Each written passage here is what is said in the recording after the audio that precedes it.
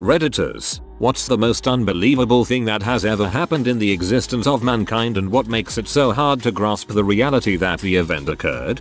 Toba catastrophe theory, which says 75,000 years ago a volcano caused human population to drop to several thousand. We are all children of those survivors. When the British took Washington DC in the War of 1812, they burned the White House. The next day they were going to burn the House of Congress. The clouds began to swirl and the winds kicked up. A tornado formed in the center of the city and headed straight for the British on Capitol Hill. The twister ripped buildings from their foundations and trees up by the roots. British cannons were tossed around by the winds. Several British troops were killed by falling structures and flying debris. Tornadoes are exceptionally rare in DC. God bless America, I guess. Getting rid of smallpox forever. A disease that killed probably a billion people through history. Gone forever through mass vaccination. Cue the idiot anti-vaxxers in 3, 2, 1. The moon is the exact diameter and the exact distance from the earth to appear exactly the same size as the sun. This gives us eclipses in which the moon perfectly covers the sun. No more, no less. As vast as the universe is, what are the odds of finding another planet where this is true? Also, since the Earth's distance to the moon and sun vary, sometimes they appear to be slightly different sizes, but only slightly. What's more is that because the moon is moving away from the Earth, there's only a narrow window of time, on geological astronomical scales, that this is true. The World Wide Web. It represents the pinnacle of human achievement for a variety of reasons, from how it was conceived to how it still works. And similar to the post about electricity, the internet is such a relatively recent invention that there are plenty of people alive who grew up without it. Heck, I'm 39 and I didn't get access to it until 6th form college. That guy who died for 14 minutes and then went on to win the jackpot on a scratch card twice. One of the times live on TV when he was recreating the moment he'd done it. Pretty sure that dude went to heck by mistake for a second there and God was just paying him back. A dude named Tsutomu Yamaguchi survives the Hiroshima bomb despite being very near ground zero, then already being heavily injured travels to Nagasaki and reports for work already being bandaged. Once again he survives despite being around 3 kilometers from ground zero, and then lives until 2009. Going to work after literally getting nuked is the most Japanese thing I've ever heard. That two of the authors of the Declaration of Independence, John Adams and Thomas Jefferson, died on the exact same day, 4 hours apart, and that day was the 4th of July, 1826, the 50th anniversary of the signing of the Declaration. Didn't one of them say before they died at least the other one is alive? That some of the Native American Apache warriors who broke out with Geronimo and fought a guerrilla war against the US Army were still alive to see the US drop Castle Bravo, the most powerful nuke the US ever tested. Humanity almost went extinct 72,000 years ago due to the Mt. Toba eruption. Researchers estimate there were only 4,000 survivors in Africa. Ted Cruz jokes aside, the Zodiac killer still fascinates me. The fact that somebody was able to completely elude law enforcement to the point there are no leads to the killer's identity 50 years later is honestly amazing. Well, you never know what can happen. They recently caught the Iran's Golden State Killer, more than 30 years after the crimes. Yersinia pestis, more commonly known as the Black Death, killed something north of 75 million people in the mid-14th century. This was something like 1/4 and 1/2 of the entire human race at the time. Like all cataclysms, it disproportionately affected the poor, resulting in a famine in following years because there was no one to work the fields. Furthermore, the demand for labor meant that skilled peasants had more access to money and education for their kids. The worst pandemic in history directly led to the emergence of the middle class. The plague germ itself is still active in various parts of the world today, but it's easily treated with antibiotics.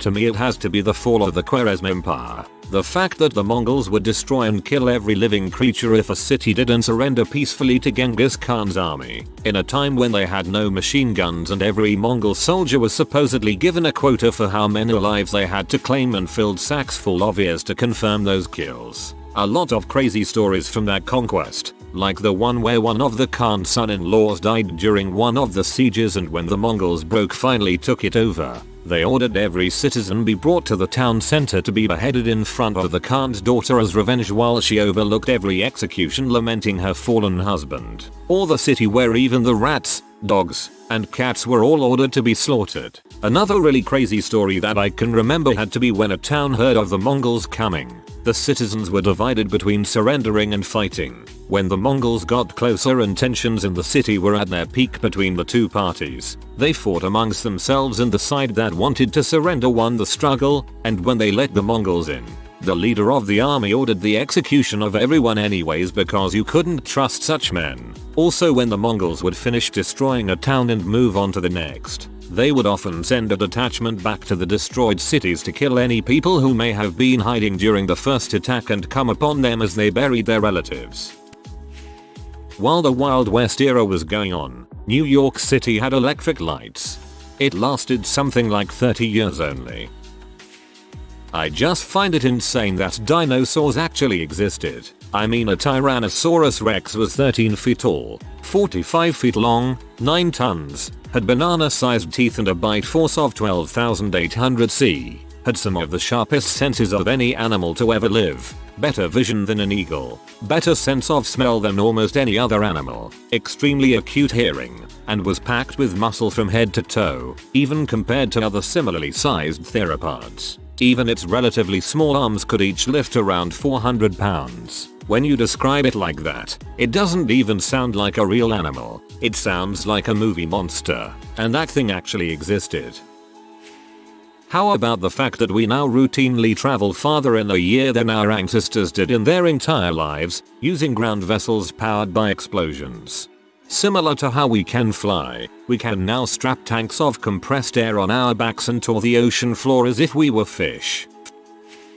The fact that Christendom in the 1230s and Islam as a whole in the 1250s might have been saved all cause a Godari Khan and Monk Khan died of alcoholism. Whenever the Great Khan died, all Mongol nobility and generals stopped whatever the heck they were doing and went back to Mongolia to decide the new Khan. Can you imagine if these two didn't die of alcoholism? Can you imagine what a fully Mongol invaded Europe led by Subute Batu would have done to European history? Or what the course of Islamic history would have looked like if the Mongol war machine of 1255 led by Hulagu had attacked Mamluk Egypt? World history as we know it might be because two Mongol Khans couldn't hold their fricking liquor, and that's just mind-boggling.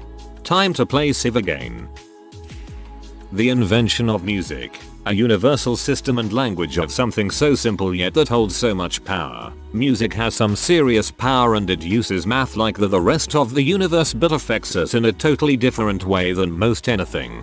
I've been thinking about this a lot this past year for some reason. It's easy to be pessimistic about humans these days, but music is a pretty incredible product of the human brain. Imagination, collaboration, math. Everything it takes to generate music is a marvel, and then you get into how people are influenced by it. I mean, even the shittiest song possible is still kind of a miracle. The man who tried to assassinate Andrew Jackson had two different pistols jam. If there are alternate realities, we live in one that had a 1 in 100,000 chance of existing. Or the time when he challenged the best sharpshooter in the town to a duel, lets him shoot first, gets shot, shoots the man dead, and survives. That people blow tens if not hundreds of thousands of dollars on Scientology and are also okay with their children signing a billion-year contract with them. I guess not so much that there are people that do it, but the fact that there are so many brings to mind a great quote by George Carlin. Think of how stupid the average person is, and realize half of them are stupider than that. That the Mongolian civilization in the 13th century, armed only with horses, arrows, and steel, managed to sweep through and completely conquer the vast majority of the entire Eurasian landmass in only about 10 years, forming the largest contiguous land empire in history. There were over 12 million casualties, A record only surpassed 700 years later in World War II. They killed so many people that it altered worldwide climate. Not really an event, but the size of the universe itself. The speed of light is 300 million meters per second. That basically means light can go around the Earth 7 times every second. Now, imagine going at that speed in a straight line for a year. The distance traveled would be around 220 million times the circumference of the Earth. This is a light year. Now, that's already mind-boggling on its own, but that's not the end. Scientists estimate that the diameter of the observable universe is 93 billion light years. That's just the bit we can see. It's probably larger than that. Completely blows my mind every time. And there are places that, according to our current understanding of physics, we will never be able to visit, because the universe is expanding too fast to even reach them with 0.999 c. I think that humans invented forged metal. Like, how does that even happen? How do you, without knowing that metal is in ore, that ore is distinct from any old rock, and without knowing you can melt it, decide to stuff it in a hole, with coal or some other fuel, in such a way as to generate the heat to melt it, and then from there also make sure the metal pours out in a usable form? How do you make that series of decisions? It's always seemed so crazy to me. We figured out that turning billions of electronic switches on and off could create a relatively accurate representation of the universe. Like, go ahead, try explaining a personal computer of any capacity to someone from 80 years ago. Okay, so, if you're curious, go to YouTube and look up how a computer processor works. I've tried to make sense of it, but I've come to the conclusion that it's powered by black magic. There's no other explanation. Crap, limited to mankind only, huh? While I think getting to the moon is a huge accomplishment, I'd like to give a shout out to electricity. Like, we harness this naturally occurring phenomenon to light the darkness, create new revolutionary forms of entertainment, art, communications, and the spread of information. Humanity is old as frick, but we have had electricity for a blink of an eye compared to that. If we don't blow ourselves to heck soon, I think we can bring a new age we've never seen before. Like 4 generations ago, give or take, didn't have any of the electricity or electricity-driven technology we have today. My grandfather, in his 80s now, probably knew a handful of old folks who didn't have it. Like, that kind of old world lifestyle is within second-hand accounts. It's pretty wild. Yeah, it's crazy, but even in rural parts of the US 50 years ago they didn't have electricity. My dad grew up just outside a small town in Alaska without electricity or running water, and he's just 50. Okay, this may seem like a joke, but I think about this every year or so. The amount of people that had to frick each other so we could be here. Can you imagine? Yeah, remember the Egypt times with pharaohs and crap? You had family somewhere in those times. World War I? Family. Renaissance? Family. Castles and kings and shoots? Family. Remember cave people? Yeah, they fricked each other for you to be here. Imagine the amount of combinations that happened so you could be here. Imagine all the times where people almost never fricked. Imagine all the times that someone fricked other person first before setting up with your Greek's 10,000 grandfather. It blows my mind. The thousands and thousands of years that people had to end up having a baby together so you could be here. I wonder how many of us are related now. It's amazing to me. Wish the animus was real, honestly. Mate, you don't know the half of it. You are a part of a 4 billion year old, unbroken chain of life, starting from the first microbial life forms into the modern era. Screens. How the heck did people build a little flat piece of glass that projects stuff? And on top of that, making touch screens. It's just so bizarre. Plus put little holes in them so the breeze could pass through but annoying insects couldn't. The internet. What is the internet? I honestly could not explain how it was created and how it works. But even further, due to said technology, I have seen more naked women than all of my previous ancestors combined. Flat rocks full of lightning talk to each other over telegraph at very high speeds. That's the internet. The Tunguska event. An asteroid explodes over a remote area in Russia and is considered the largest impact event on Earth. Yet there was no crater, just leveled trees, yet no one died, at least that we know of. What makes it unbelievable is that it had x 1000 the power of the bomb dropped on Hiroshima, and could have caused extinction if it hit, but it didn't. It just blew up in the sky and leveled part of a forest. Not something that has happened yet, but the fact that mankind has the ability to cause a mass extinction event affecting the entire planet in just a moment's notice by splitting a few atoms. NX10 circumflex 25 atoms approx. FTFY. The start of World War I. A group of Serbian kids, called the Black Hand, were that their country was a colony of Austria. To state it very simply, they'd decide to kill the heir to the throne of the Austro-Hungarian Empire, a mega power, controlling a huge chunk of Europe. His name was Franz Ferdinand.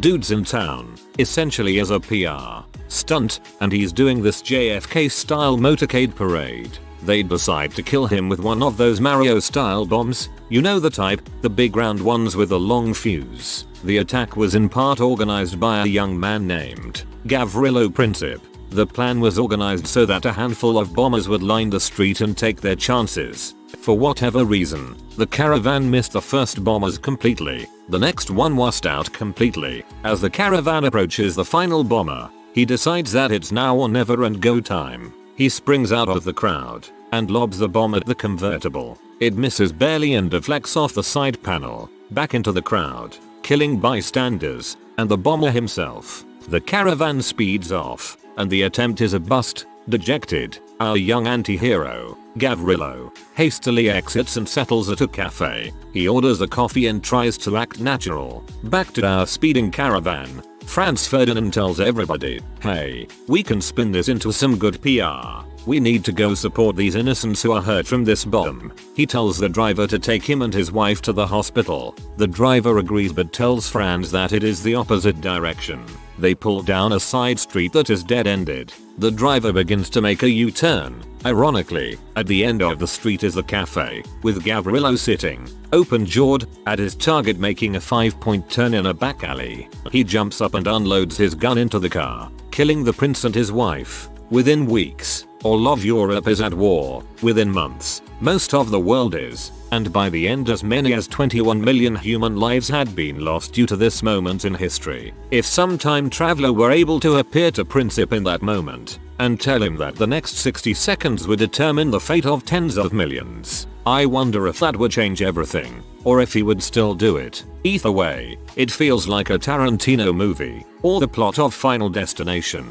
The weird, hairpin turns in a couple people's lives could shape the next century of history. Without World War I you don't have WW2. Without World War II you don't have the Cold War. Without the Cold War, you don't have modern politics, and without all that, you don't have nukes, 9/11, ISIS.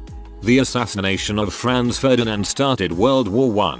But if he hadn't been killed it would have happened anyways. All of the major players wanted this war, and it had been planned for over a decade when it finally kicked off. This was not some half-cocked impulsive decision that got out of hand. They were all ready to roll the dice one last time to see who really ruled Europe. The sheer amount of people killed by the Black Plague. Imagine how society would shift if a plague today killed off anywhere near that percentage of the population. Scientifically, how they theorize life on Earth was formed. Currently, the most plausible theory is that billions of years of superstorms eventually unintentionally electrified atoms into perpetuating molecules aka cells, thus beginning life on Earth. As you can imagine, this event even in the time span given would be like winning the lottery and then some. An astronomically unlikely event, but one necessary to start everything we know as life on this planet. If you play the lottery every day for several billion years you eventually have to win. George Washington peacefully transferring power was almost unprecedented. King George literally called him the greatest man in the world for rescinding power. If your biggest enemy in the world calls you the greatest man for your actions, you deserve it. On Friday, the 3rd of August in the year 2018, millions of people believe that the Earth is flat and the moon is a projection. What's up, moon truthers? The thing about 1 in 6 people is related to Genghis Khan. He is the only person that, if he was still alive today, can say to almost anyone that he fucked her mom over the internet. What's more interesting is that we throw that statistic around despite the fact we have never actually found Genghis Khan and or his grave. Given the pickup line my dad supposedly used, my birth, the existence of paper currency, we somehow managed to make most of the people on the planet think that something has a certain worth, just because someone said so. You could say the same thing about gold. I find it absolutely unbelievable that the Spanish flu isn't talked about more. The disease is a modern day example of the plague game. The disease at its peak infected up to 500 million people worldwide, roughly 25-33% of the world's population. Every 1/4-1/3 of people were infected, and killed 100 million people, all within 2 years, most of which happened in the 1918. All of a sudden though, the disease dissipated by sheer luck, and mutated into a less virulent strain because those infected by the more virulent strain had already died off. I can't even imagine what would happen if a disease like that had spread today. It's completely nutty that we don't talk about this brief episode in history. I don't remember being taught about this in any of my history class. Then again, we kind of stopped leading up to modern history like the Vietnam War etc. I honestly only looked back on it recently because there was a Bill Gates interview talking about what he feared most in his lifetime and spoke about infectious disease and antibiotic resistance over nuclear warfare. If you are new to the channel, you can subscribe. I publish new videos every day. Until then, check another video.